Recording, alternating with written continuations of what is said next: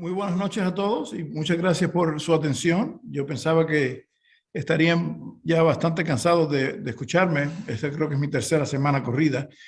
Y este es un tema que me acabo de dar cuenta, porque lo terminé hace 5 minutos, que es demasiado extenso para una sola charla, pero voy a tratar de ser lo más breve posible. Eh, y se trata del correo del ejército francés en México durante la intervención europea, que comenzó en a finales de noviembre de 1861 y terminó a mediados o principios del año 1867. El trasfondo histórico, para los que no han estudiado historia mexicana, es muy sencillo. En 1861, Benito Juárez y las fuerzas liberales ganaron la guerra civil en México, y el gobierno se encontró que el tesoro estaba totalmente decimado, que no quedaban fondos, y decidió suspender el pago de la deuda externa por un periodo de 2 años. Y los acreedores principales en aquella época, Francia, España e Inglaterra, decidieron lanzar una expedición punitiva para forzar a México el pago de estas deudas. Eso es un tema bastante controversial. Al poco tiempo, Francia declaró sus intenciones verdaderas, que iban mucho más allá de reclamar el pago de la deuda, sino que tenían planes de instaurar un imperio satélite favorable al gobierno francés, con un emperador, Maximiliano de Habsburgo, de Austria, como la cabeza del gobierno. En cuanto se hizo evidente las intenciones francesas, tanto los ingleses como los españoles decidieron partir, y a principios de 1862 abandonan a México, y se queda solamente el ejército francés en el territorio mexicano. El ejército francés, con el auxilio de las tropas conservadoras que habían sido derrotadas, que todavía tenían bastante fuerza militar, que simpatizaban obviamente con los franceses. Y aquí les muestro una cronología muy breve de la intervención francesa. Las primeras tropas llegaron entre noviembre del 61 y enero del 62, 2.400 hombres. Cuando los franceses sospechan que los españoles tenían otras intenciones, enviaron inmediatamente refuerzos adicionales, 4.700 tropas entre enero y abril del 62. Después de la derrota famosa de los franceses en la batalla de Puebla del 5 de mayo del 62, el emperador Napoleón III, iracundo, decidió enviar 21.000 hombres adicionales, que empezaron a llegar a México entre julio y diciembre del 62 para un ataque mucho más masivo. Entre diciembre del 63 entre diciembre del 62, aquí tiene un error de fecha, y junio del 63, los franceses avanzan hasta la Ciudad de México, derrotan a los mexicanos en mayo de 1863 en Puebla, y tenían ahí un camino sin oposición hasta la Ciudad de México, la capital, que había sido abandonada por el gobierno de Benito Juárez y las tropas liberales. Entonces, entre el año 1863, mediados del 63, hasta diciembre del 65, hubo una invasión del centro y del norte de México. Y entonces, en enero de 1866, el emperador Napoleón declara que va a abandonar a México las tropas francesas, temiendo una serie de cosas, que los Estados Unidos se unieran a las fuerzas mexicanas. Los Estados Unidos acababan de terminar su sangrienta guerra civil, y también temiendo una guerra que se materializó eventualmente en el año 1870 con los prusianos, con los alemanes, que eran bastante beligerantes y había muchas tensiones. O sea que a partir de enero del 66 hasta marzo del 67 se comienza a planear la retirada de las tropas francesas de una manera ordenada. no es por hacer demasiada publicidad, pero todo lo que voy a hablar aquí y mucho más está contenido en este libro que recién fue publicado a principios de este año por Steve Walski, que es un historiador postal excepcional, y por un servidor sobre este conflicto. Y enfatizo el término historia postal porque no es solo la descripción del correo, sino el trasfondo histórico, el contexto en el cual se llevó a cabo este tipo donde se produjo esta historia, esta correspondencia, que es interesantísimo y es indispensable para entender este tipo de piezas postales. Comenzando con las negociaciones, a principios del año 1862, aquí les muestro una carta enviada de La Habana o en marzo o en abril de 62 al delegado de la legación francesa, el secretario de la legación francesa, el conde de Lalonde, que estaba reunido con los ingleses y los mexicanos y los españoles en cerca de Orizaba, en la Soledad, donde las negociaciones no fueron fructíferas, y cuando se decidió, cuando decidieron los españoles y los ingleses retirarse de México. Y aquí hay una imagen contemporánea del campamento de tropas francesas en Orizaba. Aquí les muestro los protagonistas principales de este conflicto. Arriba a la izquierda, el general Lorenzés, que fue el que perdió la batalla de Puebla del 5 de mayo del 62, que fue reemplazado por el general Bazaine, en la mano izquierda abajo. Lorenzés siguió activo en México como general, dirigiendo una división, pero el comandante en jefe fue Bazaine. Napoleón III, quien tuvo los planes ambiciosos de esta aventura desastrosa, y Maximiliano, que resultó siendo una víctima de toda esta intriga política europea. Y el personaje del centro, no me acuerdo bien de su nombre.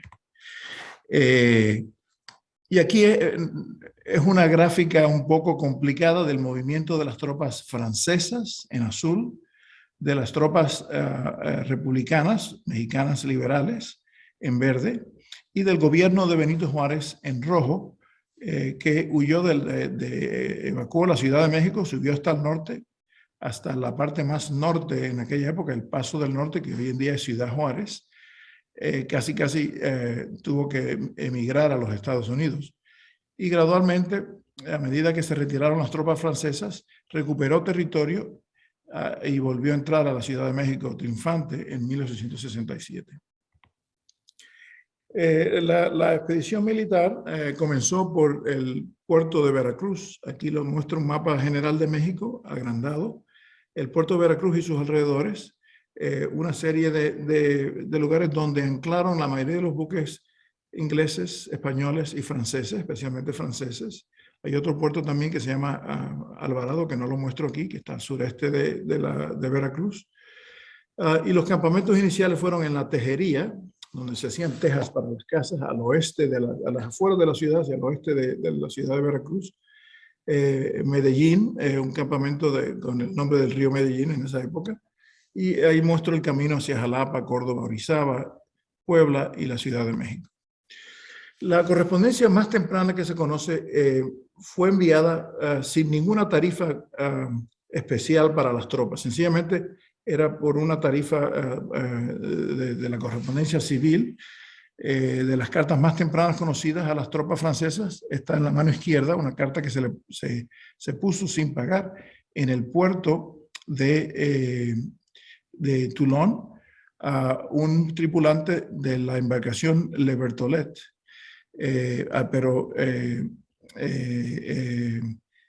Al enviarse la carta, el buque había partido hacia Brest y de Brest fue hacia la Ciudad de México, hacia Veracruz. O sea que esta carta siguió al tripulante de Toulon hasta Veracruz y fue tasada 30 centavos, centimes, o 3 décimes. La tarifa dentro de un puerto era de 10 centavos. La tarifa interna de Francia, a las cuales las tropas francesas cualificaban, era de 20 centimes o 2 décimos, si estaba pagada de antemano, y tenía un recargo del 50% si iba sin pagar. Por eso esta carta, en vez de 20 centavos, fue tasada a 30 centavos. La carta de abajo también fue enviada a principios de 1862 a un tripulante de un aviso en un buque mensajero, el Forfait, que se encontraba en Veracruz. Y como no había tarifa especial para las tropas, fue enviada a la tarifa civil, que era 80 centavos por cada 7,5 gramos. Esta carta era de peso doble y fue pagada a 160 centavos.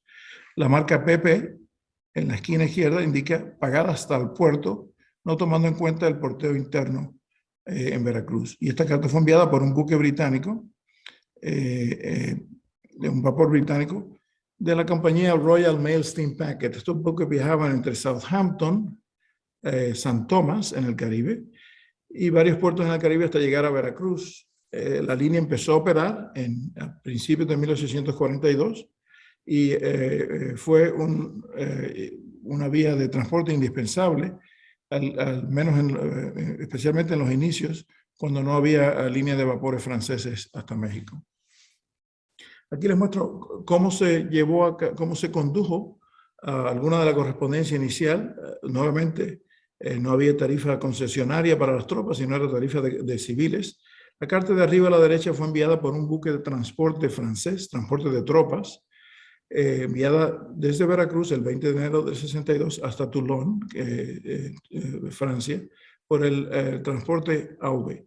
Como fue una carta sin pagar, no fue sujeta a una tarifa interna, sin pagar 30 céntimos de tasa fue cobrado al destinatario.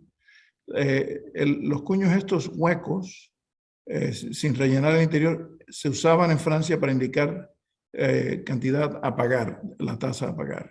Y entró por el buque como una carta de barco en Toulon, disculpen, donde tiene el fechador de llegada. La carta de abajo fue enviada también sin pagar a Francia, la misma correspondencia de un teniente de Nantes, pero enviada en este caso por buques de la compañía Royal Mail Steam Packet inglesa.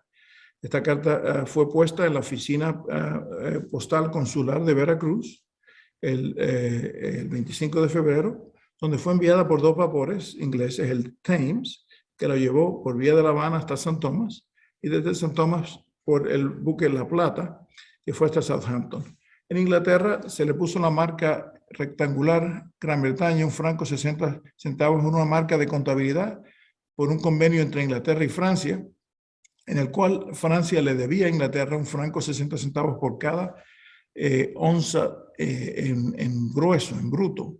O sea que se pesaba toda la correspondencia masiva, qué sé yo, 20 libras, y a razón de un franco y 60 centavos por onza, la Francia le debía a los Estados Unidos, a Inglaterra. Y al destinatario, en la carta esta entró por el canal de la Mancha, entre Inglaterra y Francia, por el puerto de Calais, donde se puso en un tren. Este tren sorteaba la correspondencia en tránsito hacia París. La proveniencia en Inglaterra, la fecha de entrada, el ambulante, el tren de Calais. Y el destinatario le fue tasado 8 décimos por una carta sencilla de no más de 7,5 gramos sin pagar, proveniente de las colonias de ultramar por vía de Inglaterra. Esas son muy comunes. Esto es una carta de peso doble, manejada de la misma manera que la carta anterior, pero y llevada por los buques Avon y Shannon. Sin embargo, esta carta no se puso directamente en la oficina postal consular en Veracruz, sino que se le entregó a la estafeta militar, de estafeta de campaña española, que estaba activa en Veracruz y en sus alrededores, y de la estafeta de campaña española se llevó a la oficina postal consular inglesa, enviada nuevamente por tarifa de civiles. Esta marca es rarísima, se conocen en sobres sin sellos, se conocen 5 ejemplares de esta marca. Este número que ven aquí es 8, que lo puso el clerk francés de contabilidad, indicaba 8 gramos, más de 7,5 gramos, por lo cual se trataba como una carta doble. La previa que vieron era de 8 décimas de tasa, esta fue de 16 décimas. Y aquí hay un par de cartas llevadas por buques españoles hasta España, y de España por la frontera de San Juan de Luz hasta Francia. Son de 2 correspondencias diferentes, militares franceses. Esta carta fue enviada directamente, se puesta directamente en un buque español, la baranda Vasco de Garay, que fue hasta La Habana, y por el vapor correo Tajo, que la llevó hasta Cádiz. Esta era de la compañía de Antonio López, que eventualmente fue la compañía transatlántica española. Y esta, como la previa, se puso en la estafeta postal, de estafeta de campaña española, de la cual se la llevó al vapor español, a un buque español. No sabemos porque hubo varios buques entre Veracruz y La Habana en aquel entonces, en esa época, y no se sabe exactamente qué embarcación, pero de ahí sabemos que fue por el vapor correo español Santo Domingo, desde La Habana a Cádiz. Ambas de estas cartas fueron llevadas por tierra hasta la frontera y fueron enviadas sin pagar a Francia, donde fueron tasadas 6 décimas. La tarifa normal, sencilla, civil, de España a Francia, era 4 décimas si era pagada previamente, que casi nunca ocurrió, o 6 décimas si era sin pagar, como vemos estos 2 ejemplares. Las primeras tarifas concesionarias reducidas para las tropas francesas eran todas por buques británicos porque no había otra alternativa. La línea de buques franceses no había comenzado a operar en aquel entonces. Hubo un decreto imperial francés del 12 de febrero del 62 que establecía las siguientes tarifas por cada 10 gramos. Para las cartas de oficiales, pagadas previamente era 50 céntimos, sin pagar era 60, y para los soldados o oficiales de bajo rango era 20, la tarifa doméstica, ¿no? Esencialmente 20 céntimos si era sin pagar, perdón, pagada previamente, y 30 en un recargo del 50% si iban sin pagar. Aquí hay una imagen del buque francés, inglés, del Royal Mail Packet Sonnet, que hacía el recorrido entre Veracruz, La Habana y San Tomás, llevando este tipo de correspondencia. Y aquí vemos cómo el uniforme de las tropas francesas en aquella entonces. Se ha citado estas tarifas por mucho tiempo como las predominantes, pero sabemos que esta tarifa se aplicó muy raras veces. De hecho, solo conocemos 4 cartas que fueron sujetas a este tipo de tarifas, enviadas por tropas francesas o una tarifa reducida por soldados de bajo rango, por buques británicos, que lo voy a enseñar más adelante. La tarifa predominante en esta correspondencia, que hasta que nos pusimos a estudiar esto, por cierto, pudimos analizar cerca de 1000 cartas enviadas por tropas francesas, desde tanto dentro de México como de México a Europa, principalmente a Francia, por tropas francesas, y es sin duda que esta tarifa fue la que estuvo en efecto. Una circular postal de marzo del 62 establecía las siguientes tarifas por cada 10 gramos. Si iba por buques británicos, pagadas era 50 céntimos. Si iban sin pagar era 60.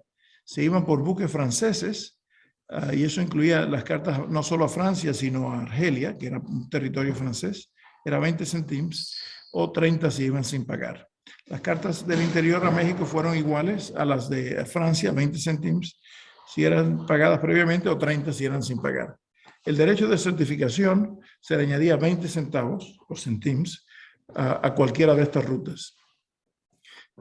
O sea que esta tarifa puso fin a la distinción de las tarifas entre oficiales y soldados, y con la excepción de varias cartas que les voy a mostrar anteriormente, y lo que determinaba esencialmente por qué ruta se enviaba la carta era la fecha de salida del buque. Los buques británicos regularmente salían cerca del día 1 del mes, mientras que los buques franceses salían a mediados de mes, 14 o 15 de cada mes. Esto fue posible porque a partir del 14 de abril del 62, se comenzó a operar una línea francesa subvencionada, la Compañía General Transatlántica, entre el puerto de Saint-Nazaire en Francia, con varias escalas en la ruta, llegando hasta Veracruz. El primer viaje fue el vapor Louisiane, aquí lo vemos saliendo por primera vez, que llegó a Veracruz a mediados de mayo, y salió por primera vez el 15 de mayo. O sea que a partir del 15 de mayo, esta tarifa de 20 o 30, depende de si iba pagada o no, fue establecida de hecho. La estafeta militar de campaña francesa fue creada el 20 de enero del 62, conocida como los Cuerpos Expedicionarios de México. Los cuños tenían las iniciales CEM. Tenían una serie de agentes postales asignados por el Ministerio de Finanzas, se llamaban Payeurs Adjoints de Poste, o pagadores adjuntos del correo, y los mismos iban asignados a burós específicos. Hemos conseguido una memoria publicada en Francia en 1906 que relata la historia de muchos de estos pagadores en México, que es fascinante la cantidad de detalles de su historia que muestran, y esto nos ha permitido llenar las piezas de este rompecabezas tan interesante, ¿no? Estos payeurs o pagadores contaban con todo el material necesario: sellos, matasellos, fechadores, cuños de taza, las marcas Chargé para cartas certificadas y la marca PD, que significaba pagada hasta su destino. Como les dije anteriormente, la fecha de salida de vapores era lo que determinaba qué tarifa se le cobraba y qué ruta iba a seguir por buques ingleses o franceses. Como la vía francesa era mucho más económica, aproximadamente el 60% de las cartas que hemos estudiado dirigidas a Francia, tanto pagadas como sin pagar, fueron por vapores franceses, mientras que un 40% fueron por paquetes o vapores ingleses, y el menos de 1% fueron por vapores americanos o buques americanos. Aquí les muestro brevemente los 13 burós de la estafeta de campaña francesa en México y el porcentaje de correspondencia que manejaron cada una de ellas. La más importante y la más activa por mucho fue el buró A, que fue el primero en ser establecido. El 35% de las cartas que hemos examinado fueron manejadas por este buró. Y el más raro es el L, del cual solamente se conoce el 1% de este tipo de correspondencia. Recuerden que estamos hablando de casi 1000 cartas conocidas. También en Veracruz, el buró C usó un fechador que leía Veracruz por motivos desconocidos cerca del fin de la intervención francesa, y también una serie de vapores de la línea Compañía General Transatlántica Francesa utilizaron sus propias marcas porque era posible para los militares llevar su carta directamente al agente postal en esos vapores y entregarlas, y los agentes postales verificaban que provenía de un militar, lo certificaban como tal y le ponían su cuño que permitía que las cartas fueran transportadas a una tarifa reducida. Y aquí les muestro varios ejemplares de los cuños utilizados en estas estafetas de campaña y los fechadores en forma de rombo. El CMA de letras chiquitas, hay uno de letras más grandes, es algo muy sutil, pero hay uno de letras más grandes. Este es el tipo común de letras grandes, y aquí hay varios defectos. A este le falta la C, a este le falta la M. Este rombo fue utilizado por los vapores de la Compañía General Transatlántica, no solo en México, sino en otros lugares en el Caribe y en Sudamérica, para matasellar los sellos. Y aquí vemos los diferentes tipos de cuños que se utilizaron para la correspondencia de militares franceses, tanto por la estafeta de campaña como directamente por buques de la Compañía General Transatlántica. Y esto es una pieza fascinante, es un sobre del primer día. Sabemos por la memoria que les comenté que el pagador en jefe, Ernesto Louet, y los dos primeros agentes postales llegaron a Veracruz el 28 de marzo a bordo del transporte Amazonas. Y al llegar a Veracruz encontraron que había sacos, una enorme cantidad de correspondencia de tropas acumuladas que no se había procesado. El Buró A comenzó sus operaciones el 31 de marzo. Como ven, este fechador aquí es el primer día de la estafeta postal, 31 de marzo, con un 2 al revés. En esta época se conocen varios errores. Se sabe que hubo gran confusión durante los primeros días de la operación de esta estafeta porque estaban procesando una enorme cantidad de material apresuradamente. Esta carta fue enviada el 24 de marzo del 62 desde Tehuacán a Veracruz. Estuvo ahí una semana esperando que fuese procesada por la estafeta y fue enviada dirigida a Toulon. Esta carta fue, como pueden ver, como les mencioné los errores, fue tasada 30 centimes, que era la tarifa por vapores franceses. Sin embargo, sabemos por la fecha, el vapor francés no había llegado todavía, no fue hasta mayo, el 15 de mayo que salió. El primer vapor francés, Louisiane. Esta carta fue enviada el 1 de abril del 62 a bordo de los vapores ingleses Avon hasta St. Thomas y Shannon hasta Southampton, pero fue tasada por error 30 centimes en vez de 60, como debió haber sido la tasa correcta. Después de la llegada del primer grupo grande de tropas francesas, el avance inicial fue hacia Puebla, donde encontraron bastante resistencia por las tropas republicanas o liberales mexicanas. Esta es una carta enviada el 26 de mayo, 3 semanas después de la batalla del 5 de mayo, la derrota francesa en Puebla, desde Orizaba hasta Falsburg, Francia. Sabemos por las noticias de la época que para enviar mensajeros o correspondencia tenían que llevar una fuerte escolta del ejército conservador mexicano, de las tropas conservadoras mexicanas que simpatizaban con los franceses y que fueron aliados de los franceses. Fue llevado por, no sé si era pariente de Henry o no, el general Márquez, hasta Veracruz, y de ahí se puso en los vapores ingleses Thames hasta St. Thomas y Shannon hasta Southampton. Aquí una imagen famosa de la batalla de Puebla. No fue hasta que llegaron suficientes refuerzos franceses en noviembre del 62 que las tropas francesas embotelladas en la larga de Orizaba pudieron salir. El segundo buró que estuvo operando, el buró A, se movió con las tropas hacia Orizaba y eventualmente Puebla. El segundo buró, que fue bastante importante, fue el buró B, que estuvo fijo todo el tiempo en el puerto de Veracruz. Y aquí vemos dos cartas enviadas de soldados, una a Toulon y la otra a Crécy-sur-Ser, en Francia. La primera fue enviada prepagada por buques británicos, pagada 50 centimes, tiene el cuño pagado hasta su destino, puesto en el Buró B de Veracruz, y esta fue enviada sin pagar, tasada 30 centimes, a pagar por el destinatario, también del Buró B, el 15 de julio del 62, desde Veracruz a Francia. Aquí les muestro una gráfica, el mapa tiene errores ortográficos, porque mi amigo no domina mucho el castellano, mostrando que tras la llegada de los 21.000 refuerzos, hacia finales de 1863, hubo una estrategia militar en la cual las tropas actuaron como dos pinzas, ¿no?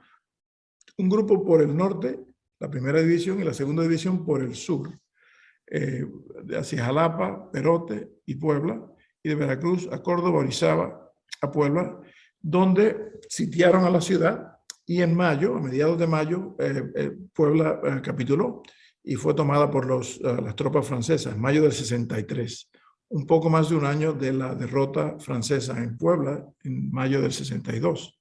Y de ahí el paso hasta la Ciudad de México estaba prácticamente garantizado. Benito Juárez inmediatamente abandona la ciudad, se va hacia el norte con lo que quedaba del gobierno y los franceses avanzan hasta la Ciudad de México. En aquella época, para manejar el enorme número de tropas y la correspondencia que generaba, se crearon una serie de burós originales. En total, eventualmente se crearon 13 burós de la estafeta postal, estafeta de campaña francesa. Aquí les muestro el buró C estaba fijo en Orizaba. El buró D inicialmente estuvo en Jalapa en la primera división. El buró E seguía la primera división, al igual que el F. Y el buró G estaba inicialmente en Orizaba. Hubo docenas de cambios y movimientos de estas tropas. Uno de los apéndices del libro que escribimos muestra la posición exacta o el movimiento de cada uno de estos burós siguiendo las asignaciones que recibían, ¿no? O en posiciones fijas o siguiendo alguna unidad militar o procesando correo de ciertas regiones. La carta de arriba fue enviada, pagada previamente hasta Francia. La carta de abajo del buró F y esta del buró G fue enviada sin pagar a París desde Acatzingo, mientras las tropas estaban marchando rumbo a Puebla en marzo de 63. Esto también fue en marzo de 63. Estas cartas ambas fueron enviadas durante el sitio o el asedio de Puebla. El texto de su contenido confirma que fue enviada por soldados franceses rodeando la ciudad de Puebla. La primera de arriba fue enviada el 16 de abril de 63 del buró E a un jefe de batallón dentro de Puebla. La segunda fue enviada, el remitente indica, enfrente de Puebla, puesta en el correo en el buró G a Borepe, enviada por el barco de la Compañía General Transatlántica Tampico. Y noten el matasello CEG, le falta la M de México, uno de los defectos que tuvo este fechador, este matasello, perdón, no el fechador. En marzo de 1863 llegaron refuerzos adicionales, 4,000 tropas, la mayoría de la guarnición de Roma, y también desde Argelia llegó la Legión extranjera para apoyar el avance hacia Puebla y la Ciudad de México. Esta carta es interesantísima porque fue enviada por uno de los miembros de la guarnición de Roma de vuelta a otro militar que se quedó en Roma. Como ven aquí la indicación en la parte superior izquierda, Ejército de Ocupación de Italia, el destinatario. Y esta carta fue pagada de antemano, 20 céntimos, enviada desde el buró C, que estaba fijo en Orizaba, hasta Roma, por 2 vapores ingleses. Y como ven aquí, tiene la marca pagada hasta su destino. Y esta es una de las 4 cartas que se conocen con la tarifa concesionaria de soldados de 20 céntimos por buques ingleses en vez de 50 céntimos. Y aquí vemos el endoso que cualificaba la carta para esta tarifa reducida. Aquí se especifica que viene de un militar francés de tal batallón, de tal línea, y firmada por el capitán, tal y tal nombre, que le permitía la tarifa reducida hasta Francia o hasta un destacamento de tropas franceses, en este caso en Roma. Y aquí vemos la llegada de las tropas francesas a la Ciudad de México el 10 de junio de 63, que había sido abandonada por las tropas republicanas y por Benito Juárez. Y esta carta fue enviada 2 semanas después del buró F desde la Ciudad de México hasta Francia, pagada previamente por un vapor francés. Inicialmente le iba a mostrar media docena de cambios. Aquí les muestro uno para que tengan idea de cómo se organizaban las estafetas de campaña francesas. El buró que iba del A hasta el G, donde estaba localizado en su lugar, en los agentes postales que manejaban la correspondencia. Hay historias muy interesantes de las vicisitudes que pasaron algunos de estos agentes, las enfermedades que tuvieron, algunos de ellos fallecieron en México, y aquí la columna derecha su asignación: el cuartel general, el buró postal central en Veracruz, burós fijos, inicialmente en Orizaba y en Puebla, o burós que viajaban, se movían con las divisiones militares, depende de dónde fueran asignadas. Excepto por el buró A, que manejaba otro tipo de correspondencia. Es posible, viendo una carta, con la fecha que tiene y el nombre del buró, determinar de dónde se originó, de qué unidad militar, de qué localización dentro de México, y en algunos casos, quién fue el agente postal que la manejó. También el libro que hemos publicado tiene un apéndice que lista toda la salida de los vapores ingleses y franceses, o sea que se puede determinar con un detalle extremo cuándo salió de Veracruz, cuándo pasó por San Tomás, cuándo llegó a Inglaterra, cuándo llegó a Francia, nada más por ver la fecha del buró de la estafeta de campaña francesa en el fechador, en muchos casos. Aquí les muestro un diagrama de las rutas seguidas por las tropas francesas durante la invasión del centro y del norte de México, desde mediados de 1863 hasta diciembre de 1865. A partir de entonces empezaron su retroceso con planes de abandonar a México. Aquí hay otros mapas adicionales mostrando las rutas que siguieron en la costa del Pacífico y en el norte, ¿no? Cerca de Durango y más allá. El mapa de arriba desde septiembre del 64 hasta abril del 65 y el mapa de abajo mostrando también la vía marítima desde abril del 65 hasta enero del 66. A partir de entonces empezaron el retroceso. El Buró A en la Ciudad de México tenía un rol muy importante, no solo para manejar el correo local, sino que en algunos lugares donde no había servicio postal para las tropas, o donde el volumen de correo, de correspondencia era demasiado exagerado, que no se podía manejar por un agente postal, se mandaba esta correspondencia en sacos sellados directamente hasta la capital, desde donde se procesaba, ¿no? Igualmente, la correspondencia dirigida a las tropas francesas provenientes de Francia, el remitente en muchos casos no sabía dónde se encontraba el individuo, ¿no? En qué parte de México. Sí se sabía la unidad. O sea que las cartas iban dirigidas al militar, en este caso un teniente de artillería, un capitán de artillería, perdón, llegaban a la Ciudad de México, donde el Buró A las procesaba y la enviaba a donde estuviese ese militar. Ahí había la comunicación, se sabía dónde estaba cada unidad y cada tropa. Por ejemplo, esta carta de aquí abajo no se originó en la Ciudad de México, donde estaba el Buró A, sino que por el contexto, por el contenido, se sabe que se puso en San Luis Potosí el 28 de enero de 64, dirigida a Tulón, pero fue procesada en la Ciudad de México por el Buró A, ya que en estos momentos el buró que servía a San Luis Potosí no la pudo manejar. Esos son ejemplos del rol importante del Buró A. Y aquí les muestro ejemplares relativamente raros de marcas de los diferentes burós asignados a divisiones que en algún momento estuvieron en lugares fijos, pero en la mayoría del tiempo estuvieron moviéndose con las tropas. La carta de arriba pagada de antemano por un vapor inglés de Toluca a Estrasburgo por el Buró F, la carta de abajo, de Guadalajara a Amiens, enviada por un vapor francés sin pagar, manejada por el Buró G, cerca de la ciudad.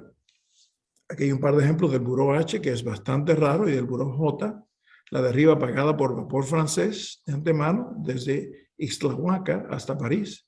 La de abajo, desde San Luis Potosí a París, manejada por el Buró J, pagada por un vapor británico de antemano. Aquí hay ejemplos de los burós K y L, que son bastante raros. El buró L es el más raro de todos. Solamente el 1% de la correspondencia que hemos examinado tiene marcas del buró L. La de arriba fue desde Durango a Francia en el 65 en febrero, pagada por un vapor inglés de antemano. La de abajo también fue pagada de antemano por un vapor inglés hasta Huarepe, Francia, desde Zacatecas, manejada por el buró L.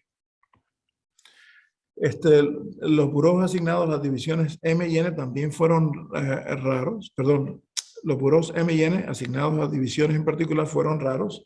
La carta de arriba se trata de correspondencia oficial que fue enviada con franquicia postal sin pagar el 22 de marzo del 65 desde Morelia hasta la Ciudad de México, procesada por el buró M. La de abajo fue enviada pagada de antemano por vapores ingleses desde Mazatlán a Francia por el Buró N. Noten la particularidad de este cuño que tenía la N invertida. En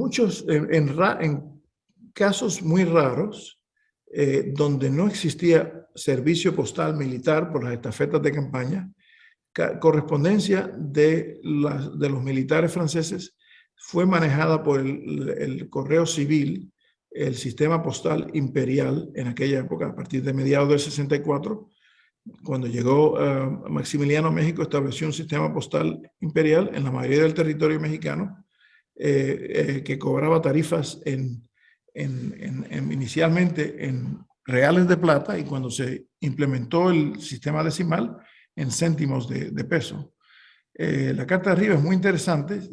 Se ha trazado bien de qué tropas provenía y por qué no hubo disponibilidad de la estafeta, del buró de la estafeta de campaña francesa. El remitente intentó mandarla pagada de antemano por el buró interno, por el correo interno, 20 céntimos hasta Monterrey, desde Saltillo a Monterrey, en el norte de México, pero no había servicio postal francés, por lo cual la carta fue pagada de antemano doblemente por el correo civil mexicano, donde fue marcada franca en Saltillo y fue enviada por el correo civil hasta Monterrey. Esto es sumamente raro. Hasta recientemente no se sabía bien si el correo civil, el sistema postal civil, aceptaba el franqueo francés como pago previo, pero sabemos por la carta en la esquina inferior derecha que eso no fue el caso, que estas cartas tenían que francarse ya sea en efectivo, con moneda mexicana, o con timbres postales mexicanos, como ven la carta de abajo. Fue enviada desde la Ciudad de México, puesta en el Buró Postal A, hasta Alvarado, un puerto en la costa del Golfo, al sureste de Veracruz. Y a un tripulante, como ven aquí, en un buque, la Tempête, es el barco, en Alvarado. Hay una carta similar, franqueada en efectivo, que no tiene sello, y esta tiene un sello bisecto del imperio, de la águila imperial, pagando el porteo interno por el correo mexicano, porque sencillamente el sistema postal militar francés no tenía servicio hasta ese puerto. Y eso, hay menos de una docena de cartas que yo conozco que tienen este tipo de franqueo mixto. Les voy a enseñar otros ejemplos. Déjame ver si aquí hay un par de ejemplos adicionales. En este caso, algo muy interesante sucedió, que la carta fue de un militar francés, pero no fue llevada por la estafeta postal militar, sino que fue entregada directamente a la agencia postal consular francesa en Veracruz, donde se le puso el puño octagonal, pero no se certificó que provenía de militar, por lo cual se le puso la marca rectangular, franqueo insuficiente, y en este caso se le dio crédito a el sello de 20 céntimos. La tarifa de civil, por la cual la carta esta fue tasada, era de 80 céntimos por 7,5 gramos. En este caso se le dio crédito a los 20 céntimos, pero se tasó al destinatario 6 décimos o 60 centavos en Córcega. Córcega era un territorio, la isla de Córcega era un territorio francés en aquella época. Bueno, sigue siéndolo hoy en día. También fue manejada por el sistema postal imperial. Como ven, el franco se puso el franco en Veracruz, que era un requisito a las cartas de los civiles, aunque fueran enviadas por buques extranjeros al extranjero. La carta de abajo similarmente fue franqueada como si fuese por vapores ingleses, y fue por vapores ingleses. Pero en vez de ir por la estafeta postal militar, se llevó directamente al correo mexicano, donde se pagó el porteo local, franco en Veracruz, se puso en la agencia postal consular británica en Veracruz y fue enviada sin pagar, con las mismas marcas que le mostré previamente en otra carta, ¿no? Y fue tasada 8 décimos, 80 céntimos, o sea que esta carta terminó pagando 80 céntimos más 50 céntimos que pagó el remitente. Los 80 céntimos lo pagó el destinatario.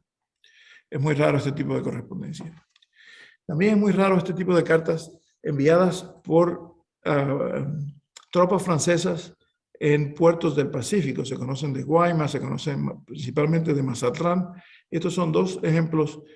Como estaba corto de tiempo, no analicé el porteo, pero fue muy interesante. Estas cartas fueron enviadas desde Mazatlán, manejadas por el Buró Postal K, en este caso la de arriba, por un vapor americano hasta San Francisco. En San Francisco fue tasada 15 centavos de dólar, que era la tarifa sencilla de una carta sin pagar de los Estados Unidos hasta Francia por el convenio de 1857.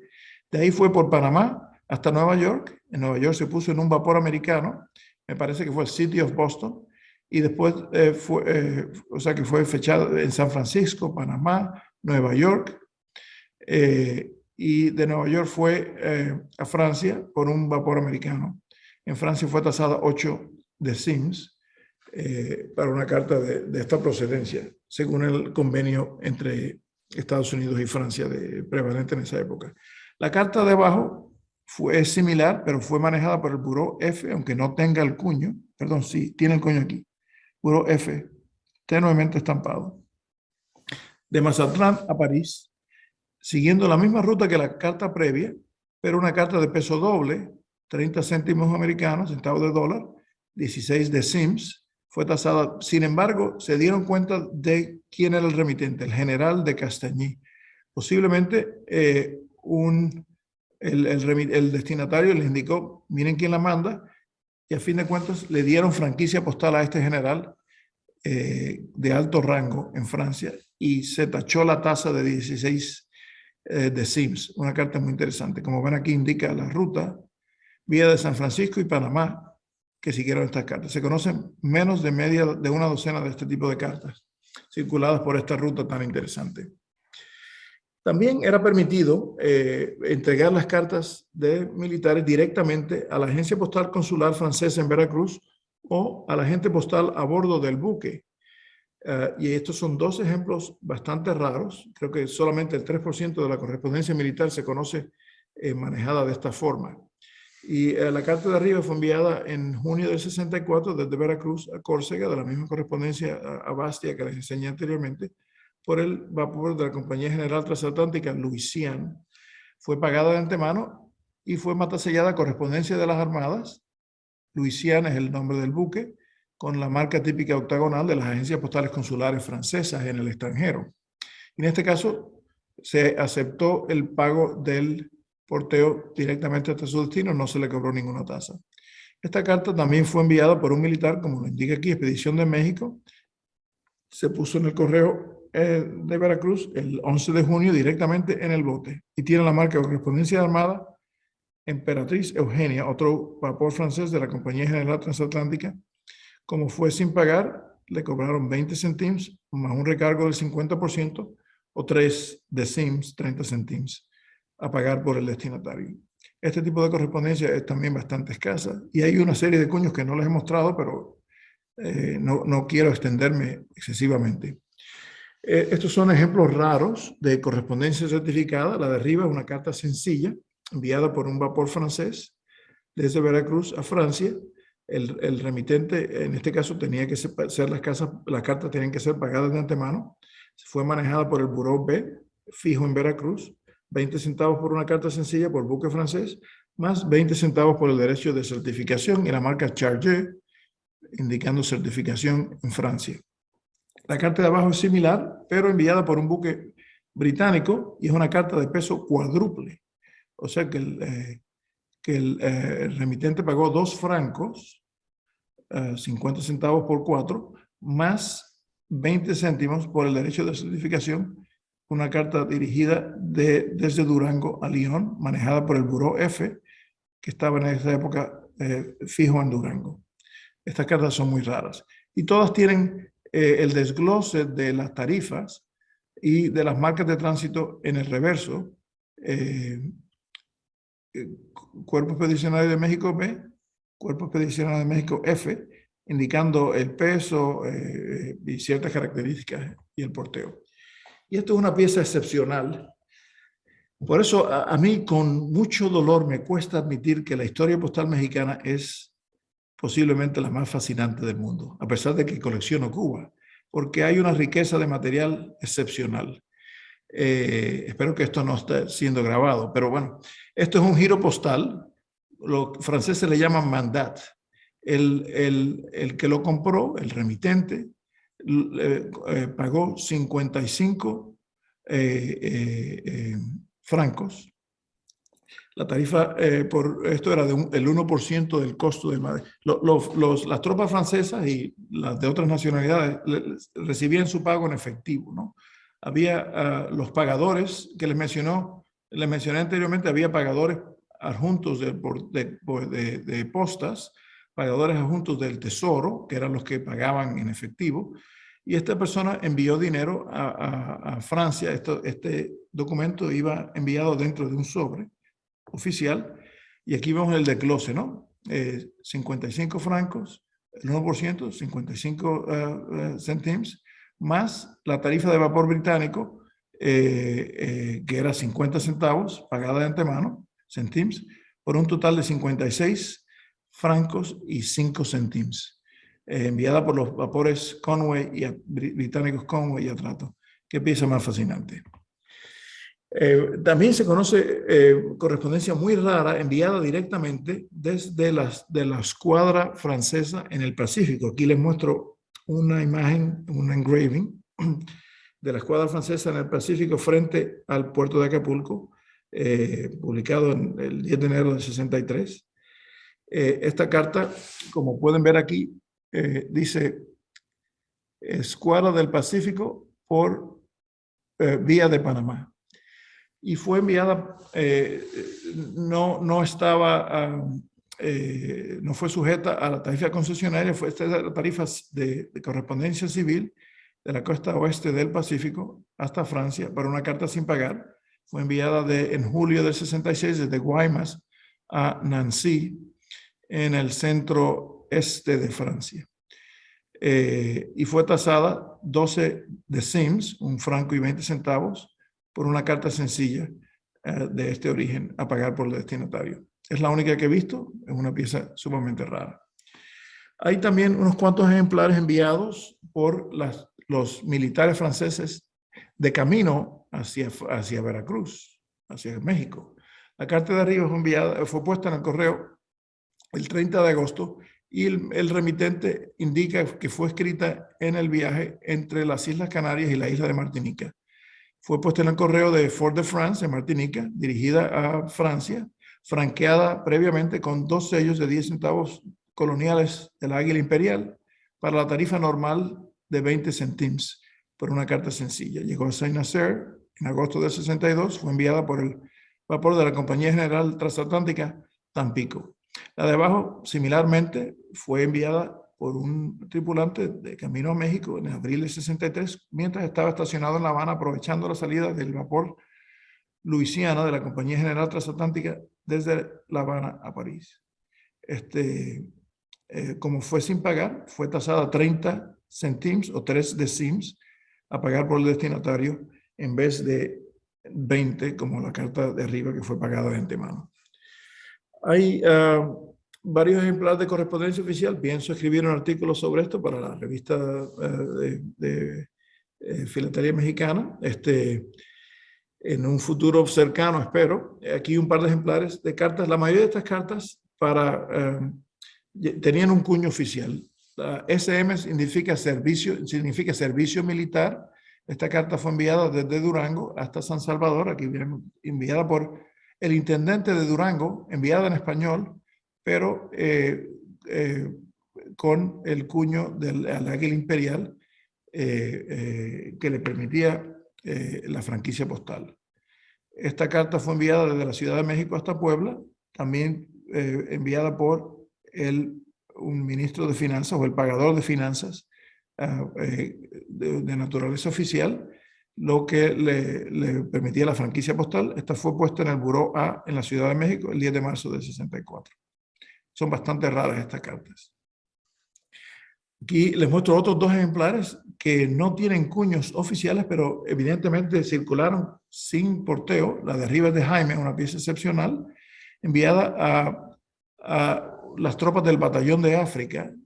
Por falta de tiempo no he abordado ese tema, pero es fascinante. Esto era una especie de esclavitud de estas tropas africanas que lucharon en México, un número reducido. Se conoce muy poca correspondencia enviada por ellos o dirigida a ellos, y esta es una dirigida a un oficial pagador, oficial payer, del segundo batallón africano desde Aguanueva hasta Saltillo, servicio militar SM, y fue enviada por un mensajero particular, un mensajero militar, evidentemente, y no requirió ningún tipo de cuño en este caso. La de arriba, del servicio médico, la historia de esto es fascinante, dirigida al doctor Ehrman. Este médico fue uno de los fundadores de ahora no me acuerdo el término exacto, pero Sociedad Médica Mexicana, que hoy en día todavía existe. No me citen exactamente el término de la institución, pero todavía está activa, Servicio Médico. Era un científico muy destacado y prominente en la Ciudad de México en aquel entonces. Fue enviada desde Puebla a la Ciudad de México con la firma del remitente, garantizando que se trata de un asunto oficial manejada por el Buró de, y evidentemente fue enviada libre de porteo, gratuitamente, por su naturaleza oficial. Aquí un par de ejemplos de impresos que son excesivamente raros. La carta de arriba no tiene nada escrito, todo es material impreso, pero tal vez por conveniencia fue enviada, pagada previamente como si fuese una carta normal, no a la tarifa reducida de impreso, sino la tarifa de 20 centavos, 20 centimes, franqueada de antemano, puesta en el Buró A, en la Ciudad de México, dirigida a París, por el vapor Tampico de la Compañía General Transatlántica. La de abajo va dirigida a un miembro del Cuerpo Expedicionario de México en la primera división bajo el general Castañí, la persona que mandó una carta que les mostré anteriormente, libre de porteo, a través de San Francisco.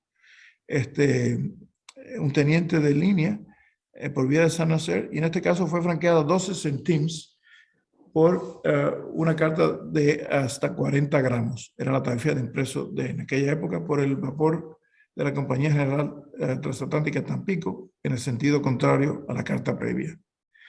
Aquí hay una carta muy interesante. Sus anotaciones indican que esta carta fue capturada por los republicanos y fue encontrada en una gruta abierta, y aquí se le pone la anotación, la acabamos de encontrar, fue sacada de la valija por los mexicanos y se encontró en el camino a Querétaro, etcétera, etcétera. La única carta conocida robada en el camino que yo conozco. También hay ejemplos raros, no me quiero extender demasiado, pero hay un par de cartas interesantes. Esta carta de arriba, destinos más allá de Francia, a veces se podían pagar de antemano, a veces no se podían pagar de antemano. La carta de arriba fue enviada en enero de 66 de Saltillo a Remagen, Alemania, por el Buró J, puesta en el Buró J, pagada 30 centimes por el remitente, pero tasada a su llegada a Alemania 8 Kreuzers, llevada por el vapor francés Louisiana. La de abajo fue enviada por el vapor francés Nuevo Mundo, Nouveau Monde, a Suiza, desde la Ciudad de México, manejada por el Buró A, y en este caso sí fue una carta de peso doble, franqueada 40 céntimos, y el porteo hasta su destino, como ven aquí, pagado hasta su destino, fue aceptado como pago completo por esta carta del Buró A. Una pieza muy, muy rara. Las cartas a destinos más allá de Francia son sumamente raras. Qué sé yo, media docena o algo así que yo conozca. Como les mencioné, a partir de principios de 66 se decidió evacuar a las tropas francesas por la situación crítica que existía tanto en México, por el peligro de la entrada de los Estados Unidos al conflicto, como principalmente en Europa, por la amenaza de los prusianos a Francia. La carta de arriba muestra un cuño con el texto Veracruz usado por el Buró C, que es bastante escaso. Se conocen muy pocos ejemplares. Fue enviada del 29 de noviembre del 66 hasta Francia por buques vapores ingleses pagada de antemano. Y esta fue enviada por un vapor francés, también pagada de antemano desde Veracruz a París, manejada por el Buró C. Estas son ejemplares de las cartas más antiguas, perdón, la de arriba es de las cartas más tardías conocidas, ¿no? Enviada el 27 de febrero, creo que la más antigua, la más tardía que se conoce es del 8 de marzo del 67. Y esta fue enviada desde Veracruz a París por dos vapores ingleses pagada de antemano en el Buró C, que operaba fijamente en aquella época en el puerto de Veracruz. La carta de abajo fue enviada en enero del 67 a un miembro de la tripulación del vapor La Reche, que era un transporte empleado en la evacuación de tropas de México de vuelta a Francia. Fue enviada a bordo del vapor de la Compañía General Transatlántica Nuevo Mundo de Negrepelís hasta Veracruz. Y aquí casi termino. Le quiero dar las gracias a todas estas personas que hicieron posible no solo la charla, sino el libro, y proveyendo información, material, discusión, y a todos ustedes por su atención, y a Henry y a Alfonso, por supuesto, por esta fuente maravillosa de conocimientos y de interacción. Y termino con la frase famosa que dicen todos los franceses, ¿no? Porque debieron haber aprendido los franceses: el respeto al derecho ajeno es la paz. Muchas gracias. Muchas gracias, Yamil. Gracias a ustedes. Muy interesante. Muchísimas. ¿Preguntas o comentarios para Yamil?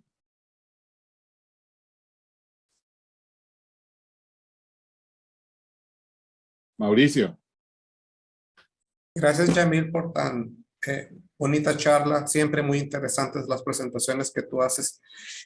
Una consulta. Estos burós franceses eran militares haciendo el trabajo de correos o trajeron empleados postales de Francia para manipular la correspondencia? Eran empleados postales con gran experiencia manejando el correo, que estaban, como se dice en inglés, embedded en las unidades militares o en las burós. Pero no, eran empleados del tesoro, del correo francés. No eran militares, aunque disfrutaban de las tarifas militares, ¿no? Sí. De las concesionarias militares, ¿no?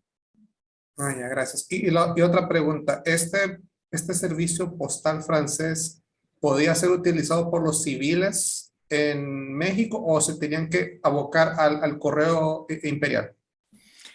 No podían ser usados por los civiles. Los civiles tenían que usar el correo.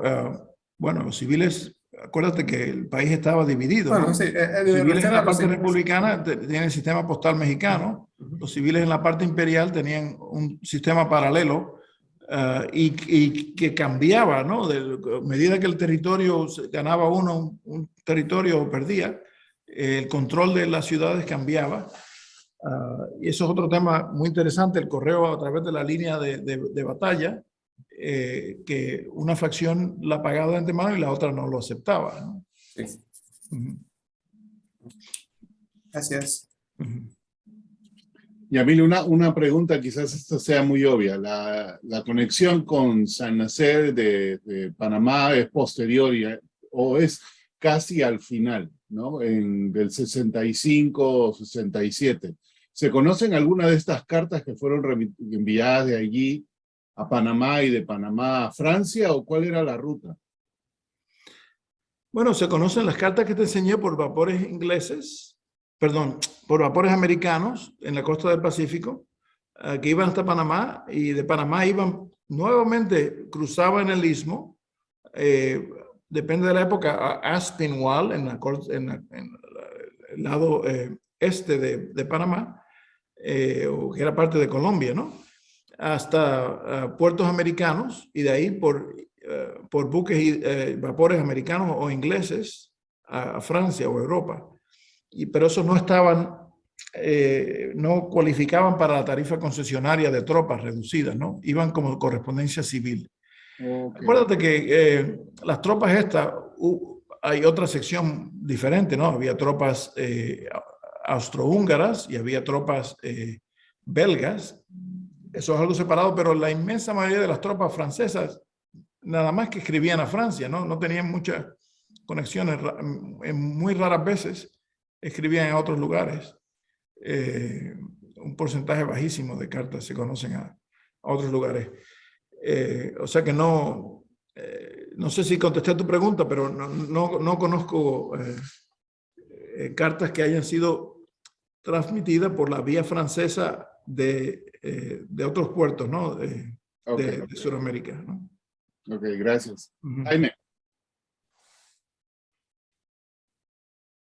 Estás en... No se te oye, Jaime. ¿Ya? Ya. Bueno, decía que ya lo hice en Toronto personalmente, Yamil, pero quiero hacerlo públicamente aquí en frente de todos los amigos de mi oficina y patentizar el reconocimiento que implica la publicación de este libro, porque básicamente toda esta obra es inédita y resuelve una cantidad de misterios enorme por lo que se refiere a la filatelia mexicana, y es un compendio extraordinario que tiene que ser fuente de referencia para cualquier estudio serio en el futuro. Y pues de nueva cuenta, mira, es como cuando yo lo leí, haz de cuenta que estaba en los zapatos de quien estaba viendo la piedra de la Rosetta Stone, porque mucho de lo que estabas explicando hizo sentido y muchos de los misterios que tú buscabas encajar esas piezas y cómo es posible que el Buró F estuviera en Monterrey. Yo tuve una discusión bastante extensa con alguien aquí en Monterrey, porque yo también colecciono Distrito Monterrey y aparte Correo Francés en México, porque él decía, yo en mi colección de Distrito Monterrey tuve un Buró F. Yo le decía, un Buró F jamás estuvo en Monterrey.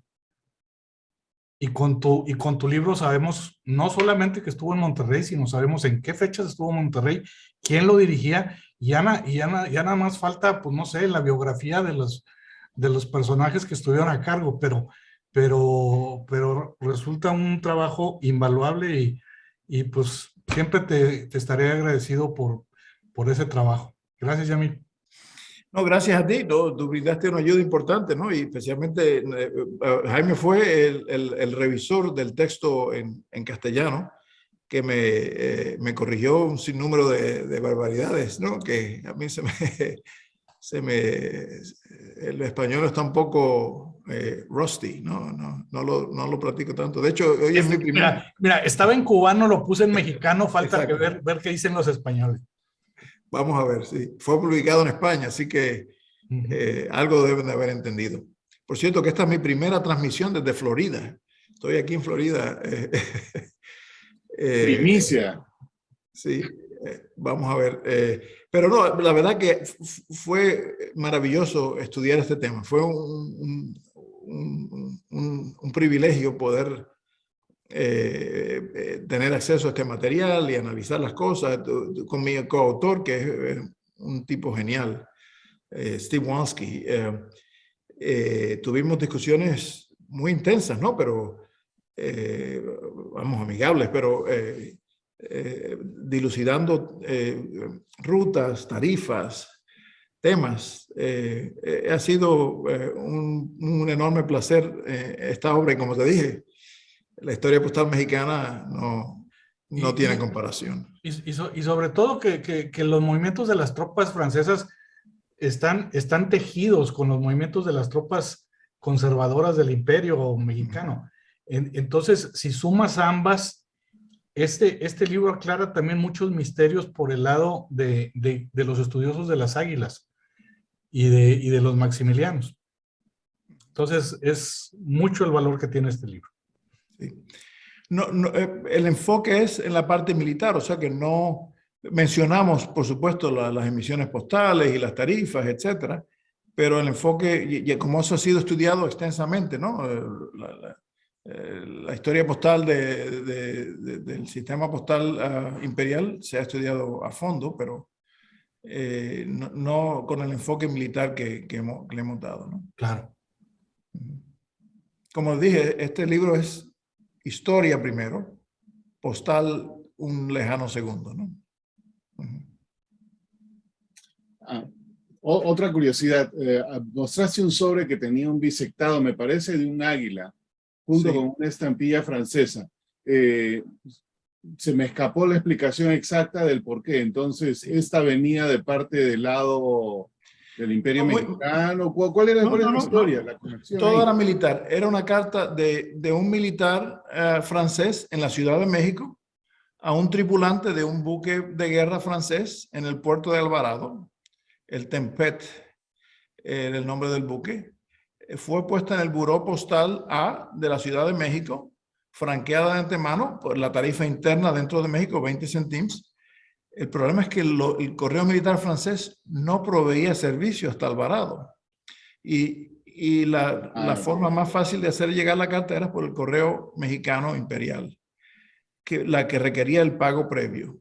Y en ese caso se pagó con sello, el único ejemplar que conozco pagado con sello. La otra media docena de cartas que he visto se han pagado en efectivo, como le mostré otras cartas, ¿no? Franqueado en México, pero hay una carta de la misma correspondencia, del mismo remitente, al mismo destinatario, pero sin sello. O sea que la pagó con moneda mexicana en vez de con el timbre bisecto de, creo que de 4 reales, Jaime, me parece, ¿no? Sí, y habría que estudiar un poquito más la carta, porque debió de haberse originado en las cercanías de la Ciudad de México o referida a la Ciudad de México con un porte prepagado, porque es difícil de creer que en la administración central en México no hubieran tenido sellos de 2 reales.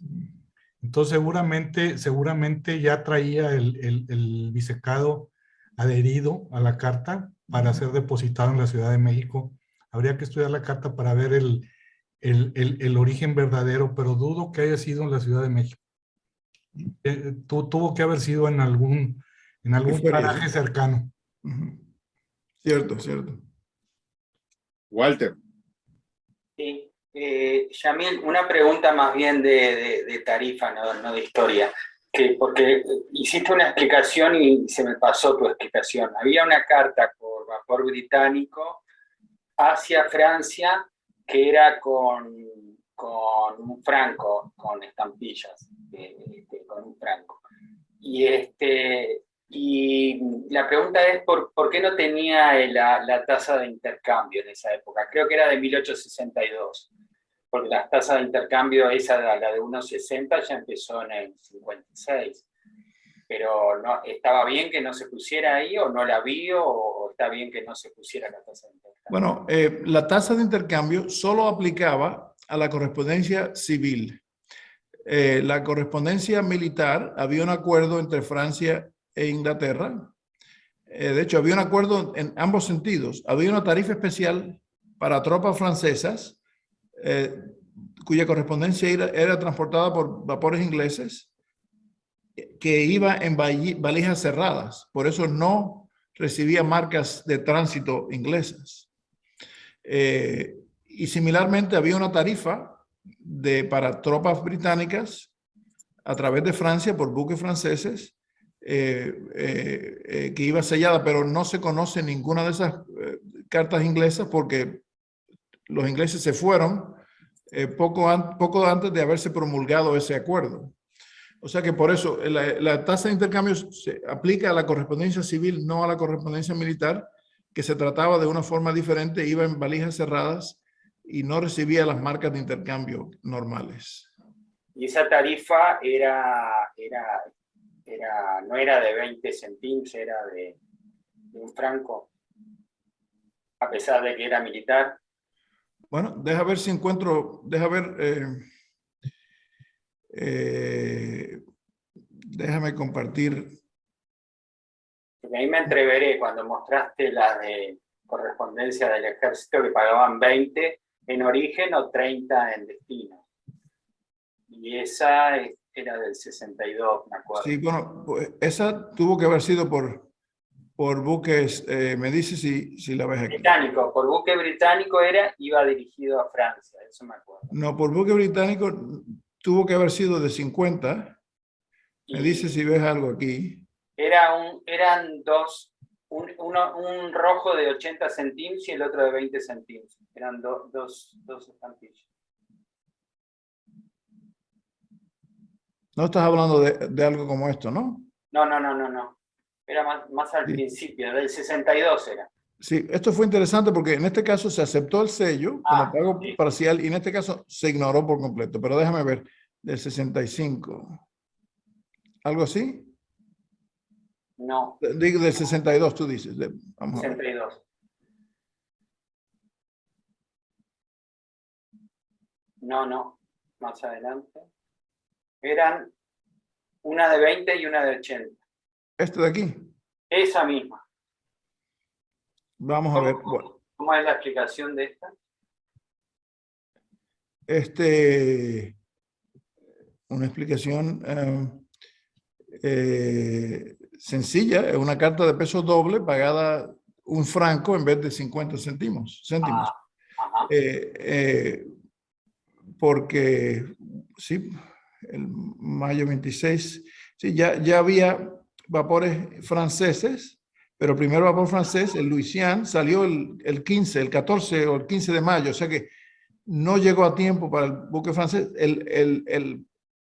El agente postal, el pagador postal en el Buró sabía que la carta no iba a llegar a tiempo para el buque francés y que el próximo buque era británico, o sea que dijo, si quieres que llegue rápido, tiene que ser pagada de antemano o sin pagar, y el peso doble significaba 50 por 2, ¿no? Un franco. Ajá. Por eso.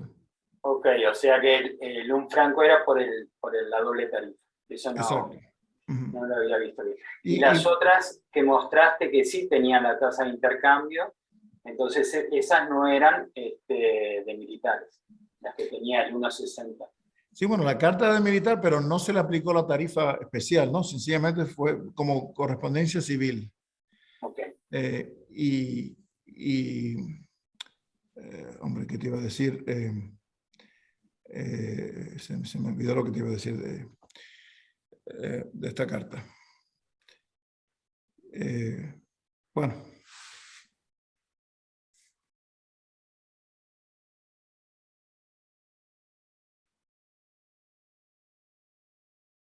Bueno, te iba a decir que para complicar las cosas, la tarifa civil, los franceses usaban 7,5 gramos para carta sencilla. Para carta de militares, tanto los ingleses como los franceses usaban 10 gramos. No. Y para cartas de civiles inglesas, usaban los ingleses,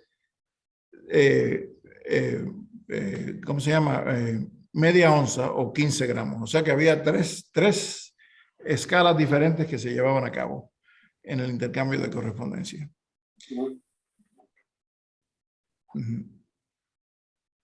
Bueno, gracias, Yamil. Gracias a ti, hombre. Sí. Hay mucho más de este tema, pero no puede ser un poco más pesado, ¿no? Pero le sinteticé de la manera más rápida posible el tema. No, estuvo buenísimo porque en 45 minutos la verdad que por lo menos yo aprendí cualquier cosa, de todo un poco.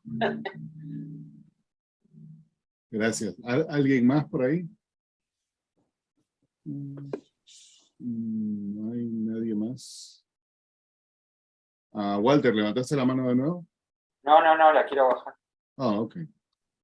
Bueno, entonces con eso, Yamil, muchas gracias por esta y todas las charlas que nos han dado, bien interesantes. Gracias a ustedes. Te agradecemos mucho. Gracias. Perfecto. Y el día de mañana...